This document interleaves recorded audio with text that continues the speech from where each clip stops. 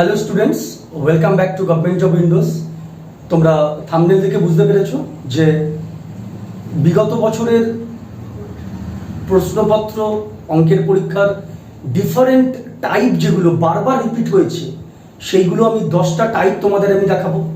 100% এখান থেকে তোমরা অঙ্ক কমন পাবে।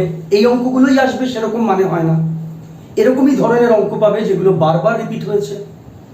আর একটা কথা বলবো যে ভিডিওটা দেখো, স্কিপ করো না, তোমরাই বেনিফিটেড হবে। আর যদি মনে করো যে না এই অঙ্কগুলো করে তোমাদের উপকার হলো, if you find it value, তোমরা একটা লাইক দিও এবং সাবস্ক্রাইব করো। তো চলো শুরু করি। দেখো আমাদের প্রথম অঙ্ক বলেছে যে 2 to the power 20 plus 2 to the power 21 plus 2 to the power 22 plus 2 to the power 23। এটা কত দিয়ে বিভাজ্য মানে কত দিয়ে ডিভাইড করা যায়। তো দেখো এরকম অঙ্ক থাকলে আমরা 2 to the power 20 মানে 20 বার গুণ করতে হবে, 21 বার গুণ করতে হবে। তো এইগুলো আমরা করব না। এটাকে কিভাবে করব দেখো, এই পুরো অঙ্কটা থেকে আমরা যেহেতু 20 সব থেকে কম পাওয়ারে, সেই কমটা আমরা কমন নেব, অর্থাৎ 2 to the power 20 আমরা কমন নেব। কমন নিলে তাহলে প্রথমটা থেকে 1 থাকে, তারপরেরটা থেকে পাওয়ার থেকে 21 থেকে 20 চলে গেল মানে 1 থাকে, তারপরেরটা 2 থাকবে, তারপরেরটা 3 থাকবে। এত অবধি ক্লিয়ার নিশ্চয়ই সবার কাছে? তারপরে দেখো আমরা এইটাকে রেখে দেবো, এইটাকে দিয়ে আমাদের কোনো কাজ নেই, এইটাকে সমাধান করব। 1 প্লাস 2 প্লাস এটা 4 প্লাস এটা 8, এটা তাহলে কত হবে? 15। অর্থাৎ দেখো 15 আছে, অর্থাৎ এখানে 15 আছে মানে এটা 15 দিয়ে বিভাজ্য, এটা 15 দিয়ে কেটে যাবে, অর্থাৎ 15 দিয়ে বিভাজ্য, এখানে যাই থাকুক, অর্থাৎ সঠিক আনসার হবে অপশন বি। চলো পরের অঙ্ক। তো দেখো আমাদের 2 নম্বর অঙ্ক আজকে। এরকম অঙ্ক কিন্তু শুধুমাত্র ডিস্ট্রিক্ট কোর্টের পরীক্ষা বা হাইকোর্টের পরীক্ষা না, railway service, WBCS, West Bengal police এবং সর্বভারতীয় বিভিন্ন পরীক্ষায় এসেছে। 4,555 এবং 4,561 এই দুটো গুণ করলে যা হবে তার সঙ্গে কত যোগ করলে আলটিমেটলি যোগফলটা একটা পূর্ণবর্গ সংখ্যা হবে। অপশন দিয়ে দিয়েছে। তো দেখো এরকম ধরনের অঙ্ক তোমাদের কিন্তু শর্টকাট তোমাদের জানতেই হবে।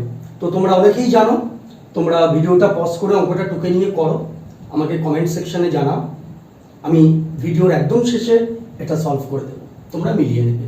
তো চলো পরের অঙ্ক। দেখো আমাদের 3 নম্বর অঙ্ক আজকের সিরিজের। একটা সিম্পলিফিকেশন দিয়েছে, তো এরকম সিম্পলিফিকেশনের অঙ্ক আসে, এটা মোস্ট ইম্পর্টেন্ট অঙ্ক, তোমরা স্টার মার্ক দিয়ে রাখো। তো এরকম ধরনের অঙ্ক দেখো আমি সব থেকে শর্টকাট মেথড, বেস্ট মেথড, তোমরা দেখো, তোমরা যাচাই করে নাও যে কতটা সোজা। দেখো এখানে ডিনোমিনেটরে, অর্থাৎ এখানে নিচে যে দুটো সংখ্যা আছে তাদের বিয়োগফল আর উপরের বিয়োগফল সেম যদি হয় তাহলে এই রুলটা প্রযোজ্য। কি বললাম আমি? নিচে হর যেটা আছে, অর্থাৎ ডিনোমিনেটর যেটা আছে সেইটার যে দুটো নাম্বার আছে তাদের বিয়োগফল, আর ওপরে নিউমারেটরের সেইটা যদি 1 হয়, অর্থাৎ 2 আর 1 এর বিয়োগফল 1, এটাও 1, 3 আর 2 এর বিয়োগফল 1, এটাও 1, 20 আর 19 এর বিয়োগফল 1, এটাও 1 যদি হয় তাহলে তোমরা কি করবে? 1/1 করবে, মাইনাস একদম শেষে যেটা আছে 1/20 করবে। তাহলে কত হবে করলে হবে হচ্ছে 20, এখানে 20 লসাগু, 20 মাইনাস 1 অর্থাৎ 19 এর 20। তাহলে অপশন কত হবে? Option D. তো দেখো এটা কেন এটা হয় এটা তোমাদের একটু কনসেপ্ট ক্লিয়ার আমি করি। ধরো আমরা 3টে নিয়ে শুরু করলাম, 3টে নিয়ে যদি শুরু করি তাহলে দেখো কত হবে? 1 into 2 মানে 2, 3 into 2 মানে 6, 1 into 3 into 4 মানে 12। তাহলে 2, 6 আর 12 লসাগু কত? 12। তাহলে এটা 6, এটা 2, এটা 1, অর্থাৎ 9 এর 12, 3 3 9, 3 4 12, অর্থাৎ 3 এর 4।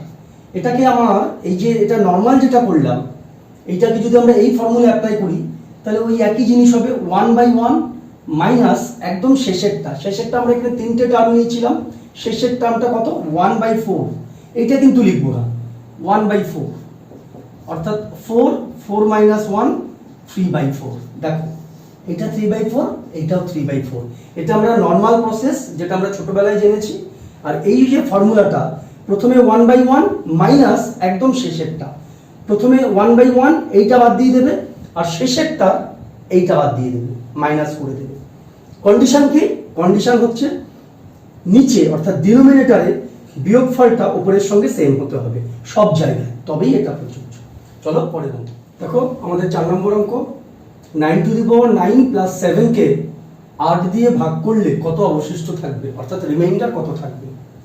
দেখো এরকম ধরনের অঙ্কের সব থেকে বেস্ট মেথড যেটা তোমরা করবে চাকরির পরীক্ষায় পেতে গেলে, দেখো এটাকে আমরা দুভাগে লিখতে পারি, 9⁹ ভাগ 8 প্লাস 7 ভাগ 8। এটাকে আমরা লিখতেই পারি। এইটা প্লাস মানে টোটালটাকে ডিভাইড বাই 8, মানে এইটা বাই 8 আবার এইটা বাই 8।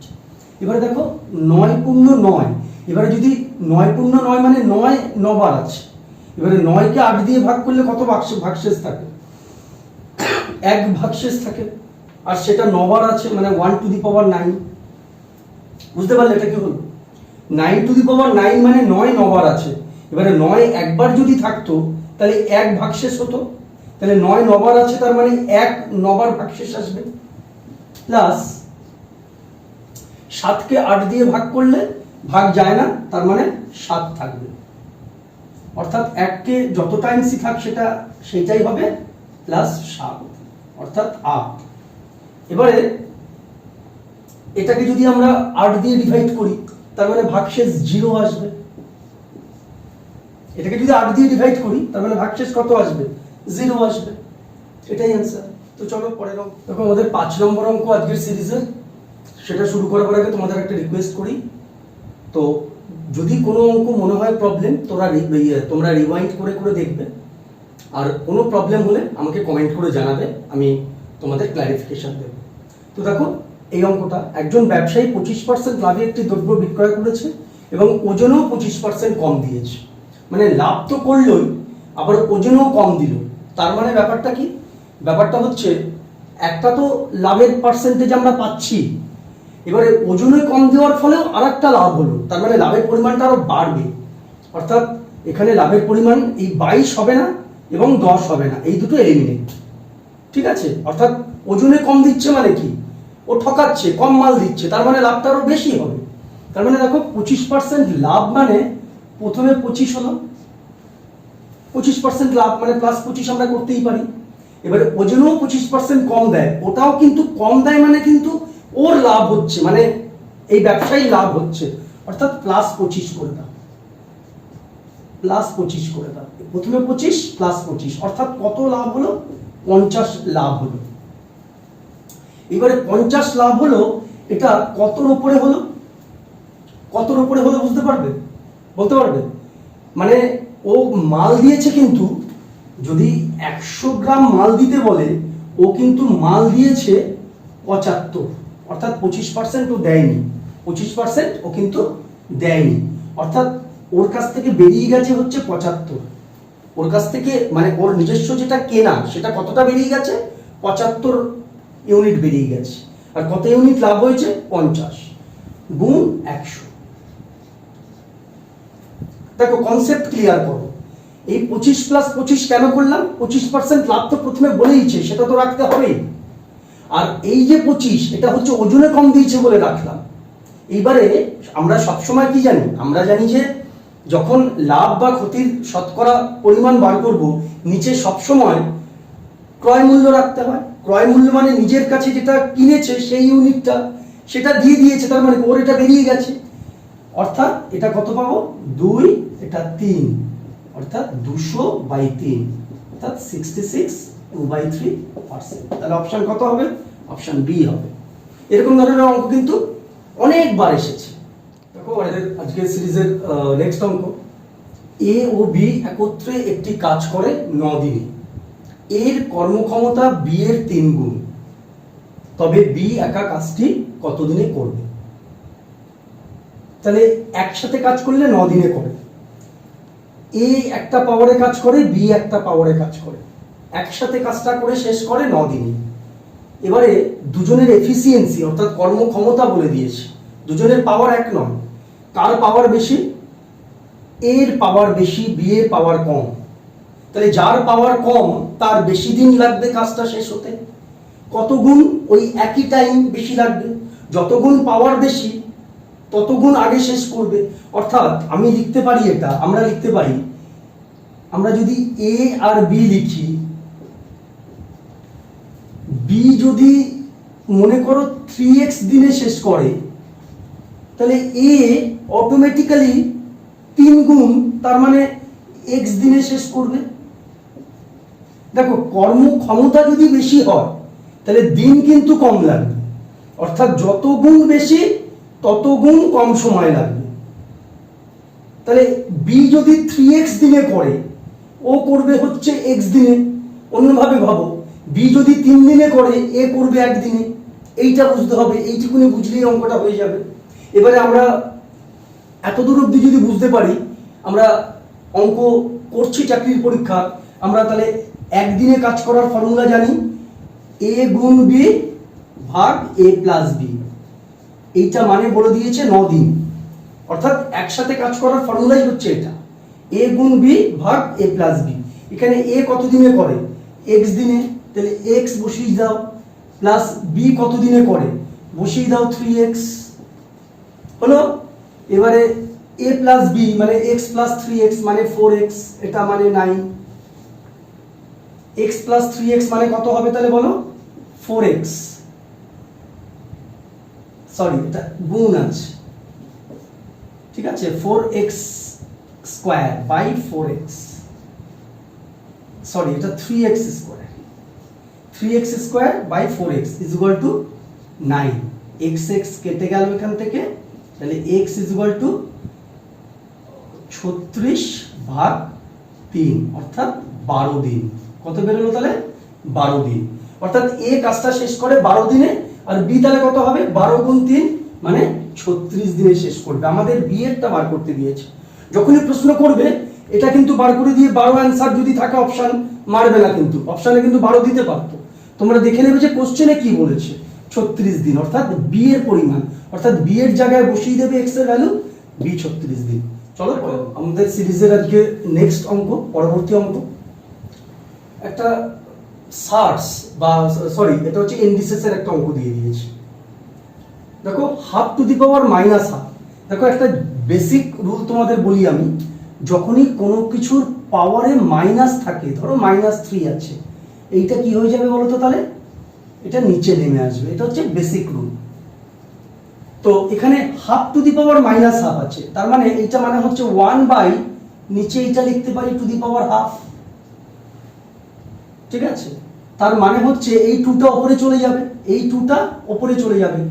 1 বাই 1/2 যদি থাকে তাহলে কি হবে?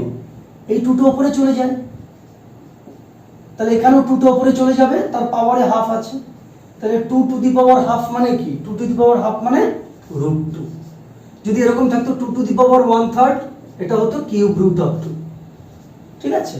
এটা তোমাদের বলে দিলাম, অর্থাৎ এই অপশনটা, অপশন বি। পরের তো দেখো অঙ্কগুলো যেগুলো করালাম এগুলো কিন্তু বিগত বেশ কয়েক বছর কোর্টের পরীক্ষা, district court, high court, West Bengal police, graduate level examination, বিভিন্ন পরীক্ষায় এসেছে। এগুলো কিন্তু ভেরি ভেরি ইম্পর্টেন্ট অঙ্ক।